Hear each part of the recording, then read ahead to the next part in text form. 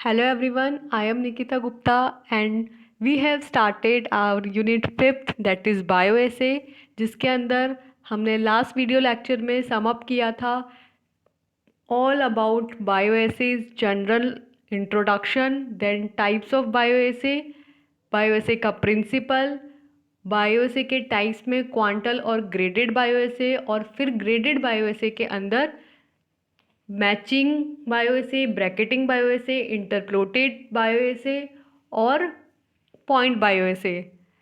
फिर हमने बायोएसे के एडवांटेज डिसएडवांटेज और एप्लीकेशंस करके जनरल एस्पेक्ट्स जो हैं बायोएसे के वो कंप्लीट किया। अब हम बायोएसे के नेक्स्ट पढ़ेंगे कि डिफरेंट ड्रग्स के बायोएसेस को स्टडी करेंगे। So let's move to the topic and that is first है हमारा बायोलॉजिकल एसे ऑफ इंसुलिन या बायो एसे ऑफ इंसुलिन। तो इसके अंदर हम इंसुलिन के बायोएसे को स्टडी करेंगे। तो हमने कहा कि बायोएसेस में क्या होता है, बेसिकली एक स्टैंडर्ड डोज होती है, एक टेस्ट डोज होती है, दोनों के सोल्यूशन होते हैं, उसे हम इंजेक्ट कराते हैं और रिस्पॉन्स को सीन करते हैं, उसे कंपेयर करते हैं। ठीक है, तो हम देखेंगे सबसे पहले इसकी स्टैंडर्ड प्रिपरेशन और उसकी यूनिट। तो it is a pure dry crystalline insulin. जो स्टैंडर्ड प्रिपरेशन होती है इंसुलिन की वो प्योर होती है, ड्राई फॉर्म में होती है और क्रिस्टलाइन फॉर्म में होती है। इसकी 1 यूनिट कंटेन्स 0.04082 mg।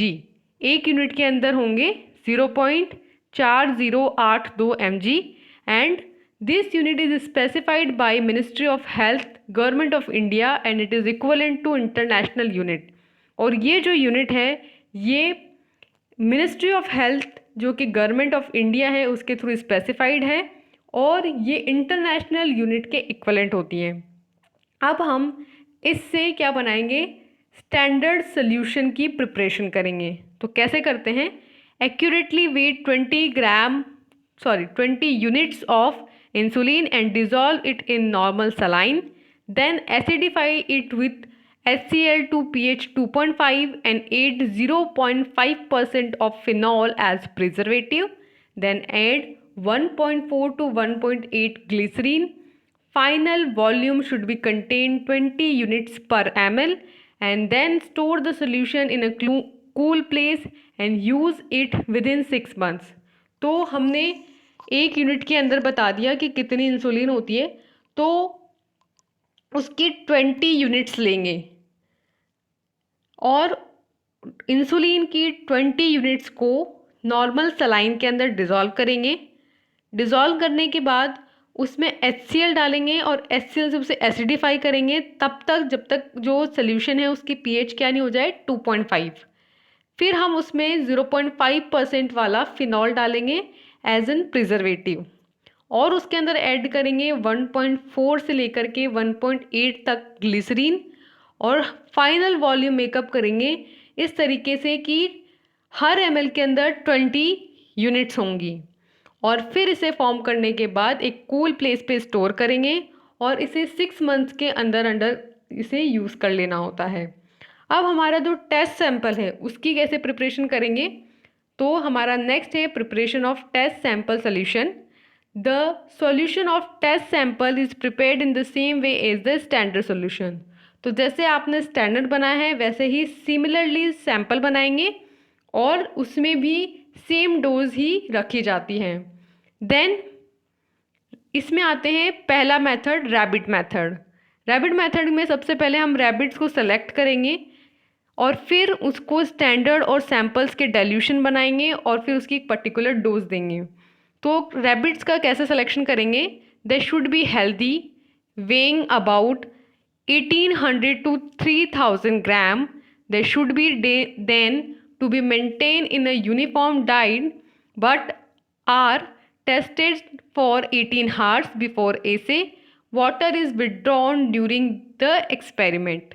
मीन्स कि इसमें जो रैबिट्स यूज़ करेंगे वो हेल्दी होने चाहिए, उनका जो वेट है वो 1803 से लेकर 3000 ग्राम तक होना चाहिए और इन रैबिट्स को एक यूनिफॉर्म डाइट पे रखा जाएगा और इंजेक्ट जब हम परफॉर्म करेंगे बायो से उसके 18 घंटे पहले इन्हें फास्टेड कंडीशन में रखा जाएगा, यानी कि उसके 18 घंटे पहले तक इनको कोई खाना नहीं दिया जाएगा। और एक्सपेरिमेंट के टाइम इनका जो वाटर है वो विड्रॉल कर लिया जाता है। देन इसमें जो स्टैंडर्ड और सैंपल का डिल्यूशन बनाएंगे तो वो कैसे होगा। These are freshly prepared by diluting with normal NaCl solution और normal saline solution so as to contains 1 unit per ml and 2 units per ml। Means कि जो हमने स्टैंडर्ड बनाया है उसी को डाइल्यूट करेंगे नॉर्मल सलाइन से और उसे इतना डाइल्यूट करेंगे कि हर ml के अंदर 1 यूनिट या 2 यूनिट होंगी और फिर उसको इंजेक्ट करेंगे। इसमें जो डोज होंगी, the dose which can produce suitable fall in blood glucose level is calculated for the standard. क्योंकि हम इंसुलिन का बायो से परफॉर्म कर रहे हैं और इंसुलिन क्या करता है, ब्लड ग्लूकोज लेवल को कम करता है। तो इसके अंदर उस डोज को देखेंगे जो कि सुटेबल तरीके से ब्लड ग्लूकोज लेवल को रिड्यूस करता है, प्रोड्यूस करता है एंड उसको स्टैंडर्ड के साथ कैलकुलेट करते हैं। इसका प्रिंसिपल क्या है बेसिक, कि the potency of test sample is estimated by comparing the hypoglycaemic effect of the sample with that of standard preparation of insulin. इसमें जो है इंसुलिन की आप स्टैंडर्ड डोज दोगे रैबिट के एक ग्रुप को और सैंपल की एक डोज दोगे रैबिट के दूसरे ग्रुप को, और दोनों में जो हाइपोग्लाइसेमिक इफेक्ट आएगा यानी कि ब्लड ग्लूकोज लेवल में जो रिड्यूस हुआ है, जो रिडक्शन हुआ है, वो इफ़ेक्ट आएगा, उसे कंपेयर करेंगे। तो इस प्रिंसिपल पे ये बायो से बेस्ड होता है। इसमें जो एक्सपेरिमेंटल प्रोसीजर है वो इस तरीके से है कि animals are divided into 4 groups of 3 rabbits each. The rabbits are then put into rabbit animal holder and then it should be handle with care to avoid excitement. Means कि आपने rabbits लेने हैं, 3 रैबिट्स के 4 group बनाने हैं और group बना के उन्हें उस रैबिट होल्डर में, जो एनिमल होल्डर होता है, उसमें रख देना है और उनको इस तरीके से हैंडल करना है कि उनमें जो है एक्साइटेशन नहीं होना चाहिए, बहुत वो इजी गोइंग होने चाहिए। अब first part of the test में क्या करेंगे, the sample of blood is taken from the marginal ear vein of each rabbit. Presence of reducing sugar is estimated per 100 ml of blood by a suitable chemical method. The concentration is called as initial blood sugar level. सबसे first step जिसमें क्या करेंगे, marginal ear when जो है rabbit की, वहाँ से blood लेंगे और उस ब्लड में कितना रिड्यूसिंग शुगर का अमाउंट है उसे एस्टिमेट करेंगे। इसके लिए हम 100 ml ब्लड लेंगे और ये जो एस्टिमेशन है ये केमिकल मेथड से होगा और इसमें जो कंसंट्रेशन आएगी उसे बोलेंगे हम इनिशियल ब्लड शुगर लेवल, यानी स्टार्टिंग में कितना ब्लड में शुगर का लेवल है उसे नोटिस करेंगे। देन हमने 12 रैबिट्स लिए हैं, 3 के 4 ग्रुप बनाए हैं, ठीक है। इसमें 2 जो ग्रुप है वो स्टैंडर्ड के हैं और 2 टेस्ट के हैं। स्टैंडर्ड का डाइल्यूशन 1 एंड स्टैंडर्ड का डाइल्यूशन 2 और टेस्ट सैंपल का डाइल्यूशन 1 एंड टेस्ट सैंपल का डाइल्यूशन 2। इस तरीके से 2 स्टैंडर्ड के 2 टेस्ट के 2 ग्रुप डाइल्यूशन जो है हम इंजेक्ट करेंगे। नेक्स्ट क्या होगा, माउस मेथड। हमने पहला देखा रैबिट मेथड जिसमें रैबिट्स यूज़ करते हैं, मार्जिनल ईयर से ब्लड लेंगे, इनिशियली ब्लड ग्लूकोज लेवल देखेंगे और फिर इंसुलिन देने के बाद ब्लड ग्लूकोज लेवल देखेंगे। इस तरीके से हमने क्या किया, रैबिट मेथड परफॉर्म किया। सेकेंड आता है हमारा माउस मेथड। नाम से पता चल रहा है कि रैबिट मेथड में रैबिट्स यूज़ किए और माउस मेथड में माउस यूज़ करेंगे। तो क्या होता है माउस मेथड में कि mice show characteristic conversion after SC injection यानी subcutaneous injection of insulin at elevated temperature. The percentage conversion produce by the test and standard preparation are compared. Means कि आपने माइस लेना है।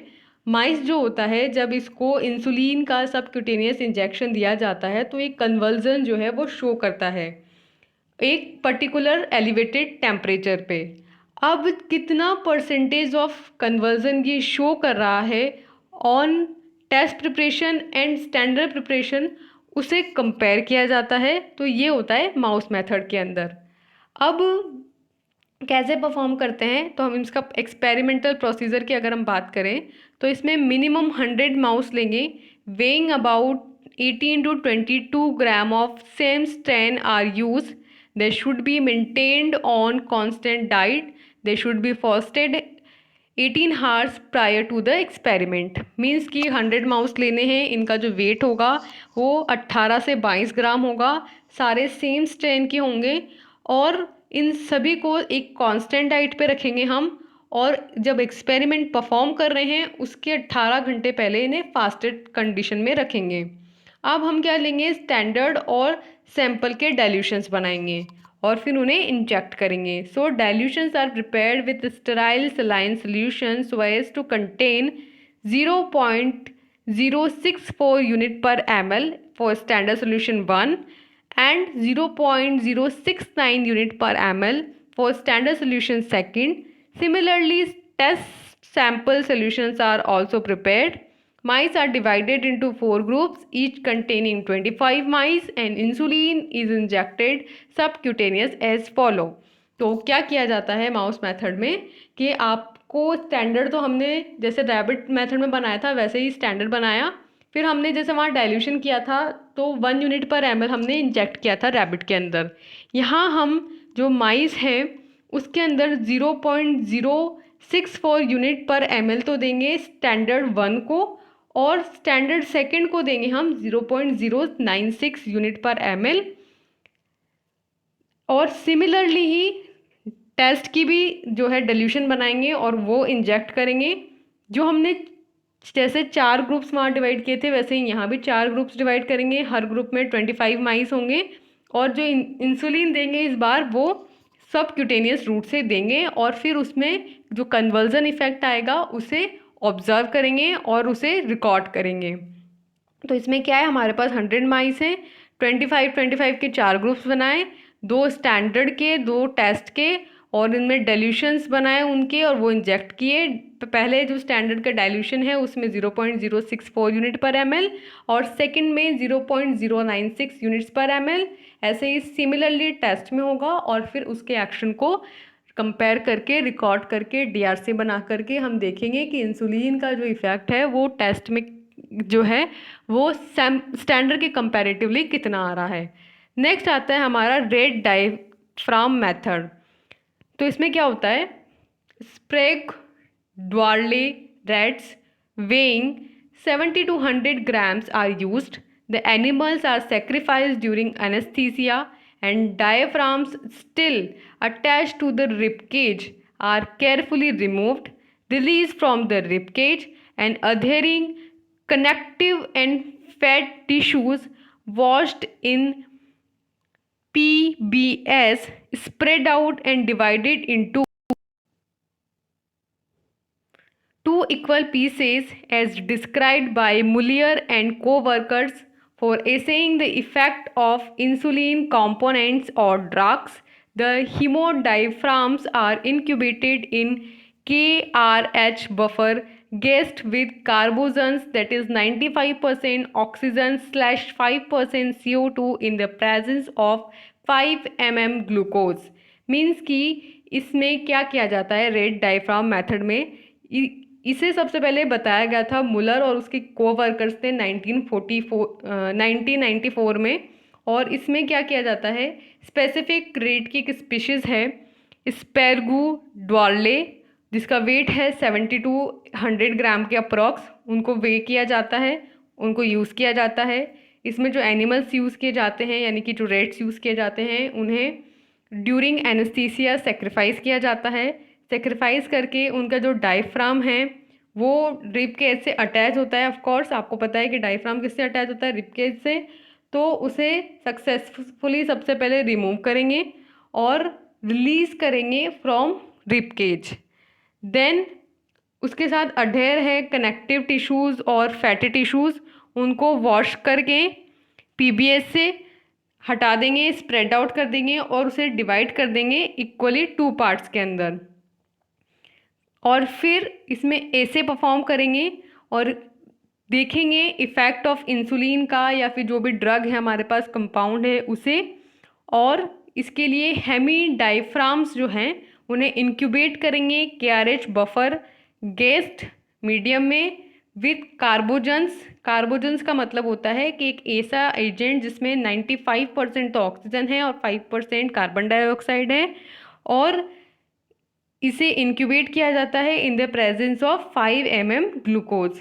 तो इसे इंक्यूबेट करके फिर जो इफ़ेक्ट आ रहा है ड्रग का यानी इंसुलिन का या उस पर्टिकुलर कंपाउंड का, उसे नोटिस करेंगे किस में, स्टैंडर्ड में और हमारे टेस्ट सैंपल में। तो इस तरीके से रेट डायफ्राम मेथड परफॉर्म किया जाता है। नेक्स्ट आता है हमारा एपिडिडाइमल फैट पेट ऑफ रेट्स, यानी कि जो रेट्स हैं उनकी जो फैटी उनका पैड होता है उसमें जो एपिडिडाइमल है उसकी एक्टिविटी से हम इंसुलिन को स्टडी करेंगे। So insulin like activity can be measured by the uptake of insulin into fatty cells. Means कि अगर आपको इंसुलिन लाइक एक्टिविटी को मेज़र करना है तो आप ये करके भी मेज़र कर सकते हो कि जो फैटी सेल्स हैं वो कितना ग्लूकोज को अपटेक कर रही हैं, उसके बिहाफ पे भी इंसुलिन की एक्टिविटी को मेज़र किया जा सकता है। Adipose tissue from epididymal fat pad of rats have been found very suitable. ये जो मेथड है ये बहुत सुटेबल है क्योंकि इसमें जो रेट्स हैं उनके जो एपिडिडाइमल फैट पेड हैं वहाँ से एडिपोज टिश्यू में देखा जाता है कि क्या इफ़ेक्ट आ रहा है। तो कैसे पता करेंगे कि the difference of glucose concentration in the medium after incubation of pieces of epididymal rat adipose tissue और measured oxygen consumption in Warburg vessels radio labelled 14 carbon glucose the 14 carbon dioxide is trapped and counted and the concentration is determined by immunoassay।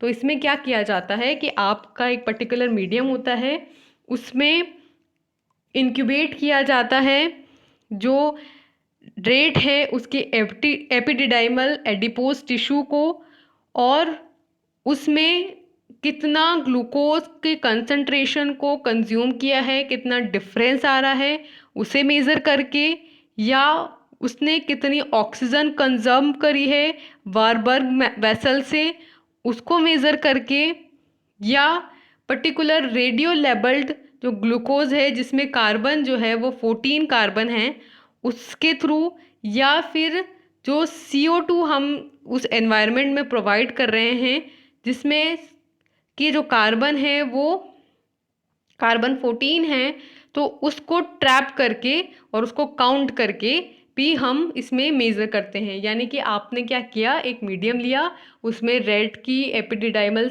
Adipose tissue को डाला, अब वो कितना glucose ले रही है, ठीक है, कितना ऑक्सीजन ले रही है, कितना CO2 दे रही है, मीन्स कि उसकी जो मेटाबॉलिक प्रोसेस हो रही है उसको हम यहाँ पे नोटिस कर रहे होते हैं। अब हमें क्योंकि आइडेंटिफाई करना है तो हम स्पेशली ग्लूकोज जो है उसमें कार्बन 14 वाला देंगे और कार्बन डाइऑक्साइड जो उसमें रिलीज़ हो रही है वो कार्बन 14 वाली होंगी और उसको हम ट्रैप करेंगे, उसको काउंट कर लेंगे।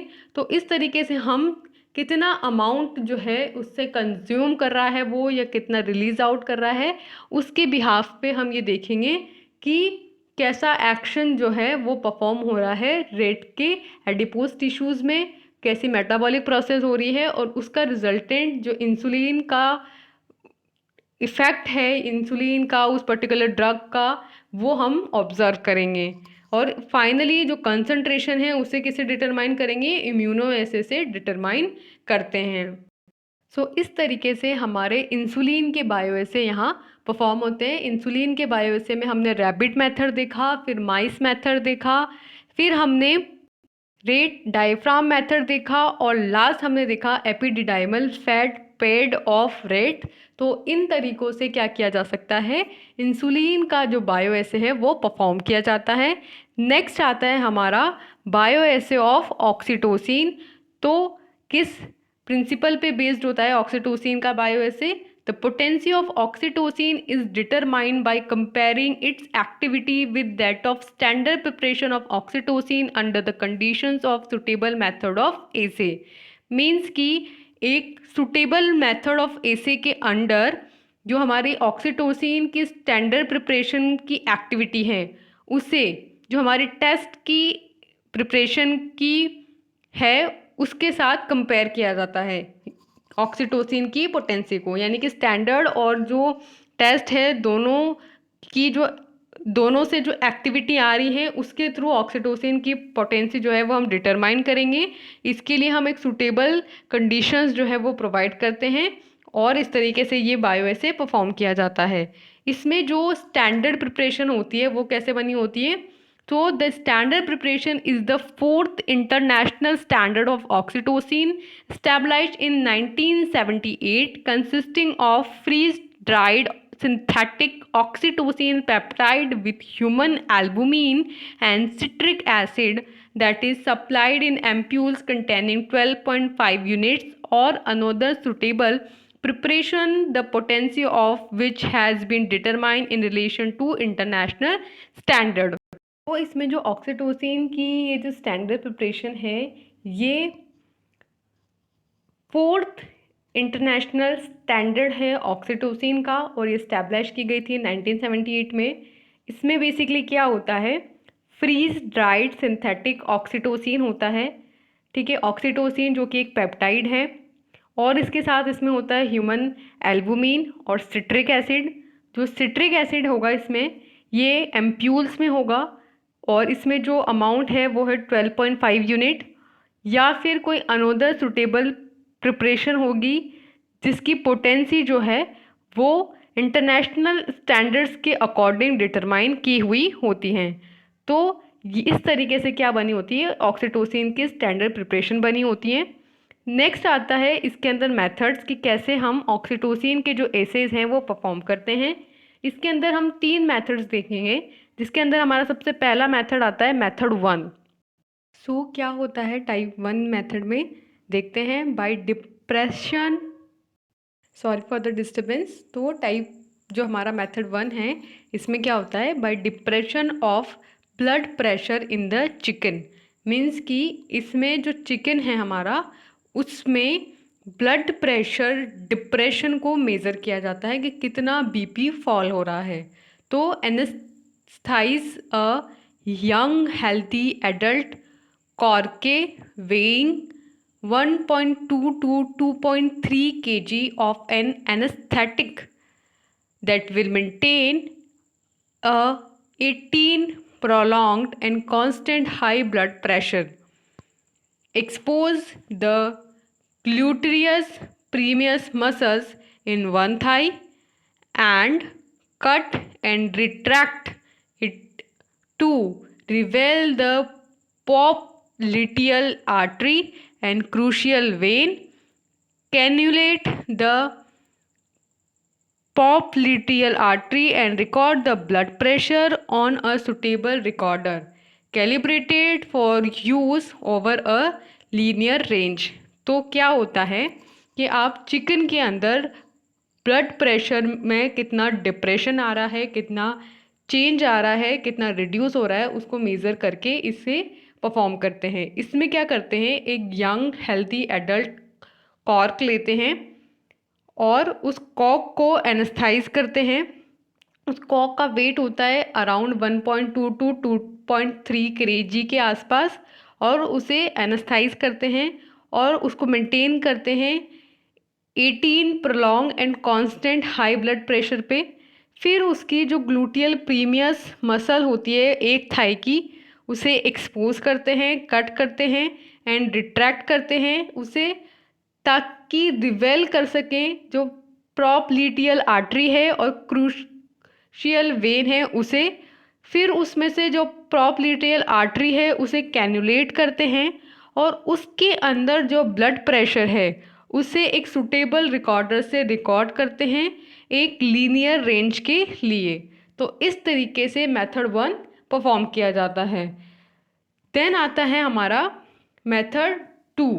इसमें क्या होता है, by contraction of rat uterus, इसमें जो मेजरमेंट किया जाता है वो रेट जो है हमारा चूहा है उसके यूट्रस में कॉन्ट्रैक्शन कितना हो रहा है उसको मेज़र करके किया जाता है।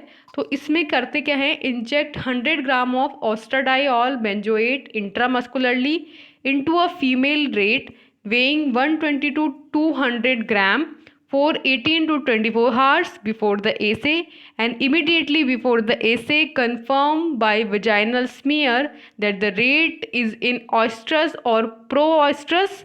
Kill the rate and suspend one horn of uterus in a bath containing a solution of a following composition.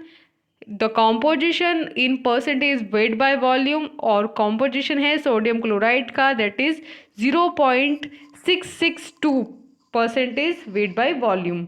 Means कि इसमें क्या होता है, एक फीमेल रेट ली जाती है, उसका वेट होता है 120 टू 200 ग्राम, यानी 120 से 200 ग्राम तक की एक फीमेल रेट लेंगे। उसमें इंजेक्ट करेंगे 100 mg ऑस्ट्राडाइऑल बेंजोएट IM रूट से, और ऐसे परफॉर्म करने के 18 से 20 घंटे पहले ये चीज़ की जाती है। और फिर जब हम ऐसे परफॉर्म कर रहे होते हैं तो जस्ट परफॉर्म करने के पहले वेजाइनल स्मीयर से हम ये कंफर्म करेंगे कि अब ये जो रेट है ये ऑस्ट्रस या प्री ऑस्ट्रस फेज में है, तब उस रेट को हम किल कर देंगे और उसके जो यूट्रस है उसके वन हॉर्न को सस्पेंड कर देंगे बाद में, जिसमें कि सोल्यूशन है, किसका सोल्यूशन, सोडियम क्लोराइड का 0.662% वेट बाय वॉल्यूम का सोल्यूशन है। और फिर उसमें हम जो ऑक्सीटोसिन है उसको इंजेक्ट करा के स्टैंडर्ड और सैंपल को, फिर हम जो परसेंटेज है या जो कंपैरिजन है दोनों का उसे ऑब्जर्व करेंगे, उसे नोटिस करेंगे। इसमें क्या क्या डालते हैं हम उस सॉल्यूशन में, पहला हमने डाला सोडियम क्लोराइड 0.662, सेकेंड हम डालेंगे potassium chloride 0.45, calcium chloride 0.007, sodium bicarbonate 0.256, disodium hydrogen phosphate 0.029, sodium dihydrogen phosphate 0.003 and magnesium chloride 0.010 and dextrose 0.050। तो इन सब का सोल्यूशन बनाएंगे और फिर उसमें उसे डालेंगे, किसको, ये जो हमने हॉर्न निकाला है यूट्रस का उसे सस्पेंड करेंगे और फिर जो ऑक्सीटोसिन की एक्टिविटी है उसे मेज़र करेंगे। तो इस तरीके से मेथड बी परफॉर्म किया जाता है। देन आता है हमारा मेथड सी। तो इसमें क्या किया जाता है, by measurement of milk ejection pressure at the lactating rat, means कि वो चूहा जो लैक्टेशनल पीरियड में है, जो लैक्टेशन हो रहा है जिसमें, उसमें किस प्रेशर के साथ मिल्क जो है वो इजेक्ट होता है, इसको मेज़र किया जाता है और इसके बिहाफ पे ऑक्सीटोसिन का जो लेवल है उसे ऑब्जर्व किया जाता है, नोटिस किया जाता है। तो इस मेथड में क्या करते हैं, select a lactating rate in the 3rd to 21st day after the pasteurization and weighing about 300 gram. Separate it from the litter and 30 to 60 minutes after anesthesia, for an example by intraperitoneal injection of a solution of pentabarbitone sodium. Tie the rate to an operating table and maintain at 37 degrees Celsius by its hind leg, leaving the frontal legs free. Means कि इसमें क्या करते हैं, हम एक lactating rate लेते हैं, वो चूहा लेते हैं जो कि लैक्टेशन जिसमें हो रहा होता है उसको सेलेक्ट करते हैं और फिर उसके तीसरे से लेकर जो 21वें दिन होता है पास्चुरेशन का उसमें उसे लेते हैं, क्योंकि उस टाइम पे सबसे ज़्यादा लैक्टेशन हो रहा होता है। इस टाइम पे जो उसका वेट होता है वो अराउंड 300 ग्राम के आसपास होता है और फिर उसे सेपरेट करते हैं। उसे 30 to 60 मिनट्स के बाद उसको सेपरेट किया, उसको थोड़ा कंफर्टेबल होने दिया, उसके 30 to 60 मिनट्स के बाद हम उसे एनेस्थीसिया देंगे और एनेस्थीसिया में क्या देंगे, इंट्रापेरिटोनियल इंजेक्शन से देंगे पेंटोबार्बिटोन सोडियम और फिर उसको टाई करेंगे ऑपरेटिंग टेबल पे, जिसमें हम टेम्परेचर मेंटेन करेंगे 37 डिग्री सेल्सियस और उसके हिंड लेग्स को जो है, पीछे वाले जो उसके पैर हैं उनको तो बांध देंगे और आगे वाले जो पैर हैं उनको फ्री छोड़ देंगे। और फिर क्या करेंगे, एक पर्टिकुलर टाइम पीरियड पे हम देखेंगे कि कितनी देर में, जब हम ऑक्सीटोसिन का इंजेक्शन देंगे स्टैंडर्ड का और सैंपल का, तो फिर हम मेज़र करेंगे कि उसमें, उस रेट में जो लैक्टेशन का टाइम है उसमें मिल्क इजेक्शन जो है वो किस प्रेशर के साथ हो रहा है उसको मेज़र करेंगे और उससे ऑक्सीटोसिन का बायोएसे परफॉर्म करेंगे। तो हमने कौन कौन से बायोसे देखे, इंसुलिन का बायोसे देखा और ऑक्सीटोसिन का बायोसे हमने देख लिया है। फर्दर नेक्स्ट वीडियो लेक्चर में हम और बायोएसेस डिस्कस करेंगे। So for now, thank you.